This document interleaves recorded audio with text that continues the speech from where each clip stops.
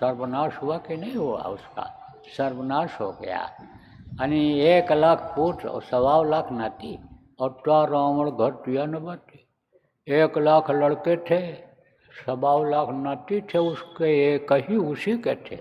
और बाकी राक्षस और कितने थे? बहुत थे, लेकिन कोई नहीं बचा। एक टुकड़ा सोना मिल जाए कितना खुश हो जाता आदमी। और उसके तो पूरा उसकी नगरी ही सोने की थी, लंका ही सोने की थी, सोचो कितना धनी था। लेकिन ये धन और ये पुत्र परिवार कोई नहीं रह गया। उसका समझो 10 अकल उसके थी, 10 अकल 10 बुद्धि थी, 10 सिर का, एक सिर में एक बुद्धि, और 10 सिर की 10 बुद्धि हो गई नहीं, 10 बुद्धि रावण में थी।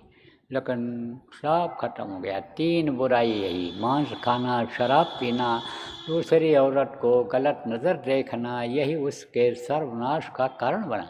तो कारण बना और किया काम किसने? श्री कृष्ण को मिला, जिन्होंने राजगद्दी पर ठोकर मार दिया है, पिता के आदेश का पालन किया। आज देखो पिता का लोग कत्ल करके और धन हड़प कर ले रहे हैं, धन के चक्कर में। यही भूमि तो है कि राजा दशरथ के एक ही हुक्म पर यानी राज्य गद्दी पर ठोकर मार दिया है। आज अगर होता तो समझो लड़ भिड़ जाते भाई लोग ही, भरत को राजगद्दी होने को थी, भरत का ही कत्ल कर देते कि भरत रहेंगे ही नहीं, न रहे बांस न बजे बांसुरी। लेकिन उन्होंने समझो कि छोड़ दिया। देखो भाई भाई के खून का प्यासा हो रहा है कि नहीं हो रहा है? इस समय पर याद करना चाहिए कि एक भाई वो भी थे कि राम के साथ जंगल चले गए थे लक्ष्मण।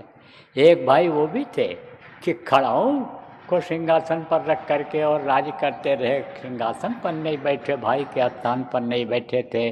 कौन थे? भरत थे। तो मैं आपको बता रहा हूँ कि उन्होंने रावण का विनाश किया। उन्होंने रावण का विनाश किया। किसने? राम ने किया। तो राम का साथ और कोई देने वाला मिला नहीं अयोध्या में। अब देखो राम भगवान